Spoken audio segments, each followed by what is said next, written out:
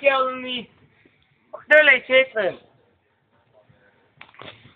Nem van szabad, hogy gyere, megisszuk, azt még másik butikba. Még valami idő. Csak. Csavasz. Én még megvalóan a pénzt kivenni. Mi a picsa van benne, bazd meg? Ezek azt hittem eddig. Cicát megyünk? Ahogy nézőtek ki. Hallja? Mennyit is? Jó, pohárért. Milyen pohárért? Ezért. Azt nem adom oda, csak szépen... Akkor így csak. Persze, hogy lehetem, aztán már az ilyen És egy szívokat viszek. Miért? Jé! Ez plusz ez. Ezért már 2 szívokat vinnék, de... Én még csak mindig egyet.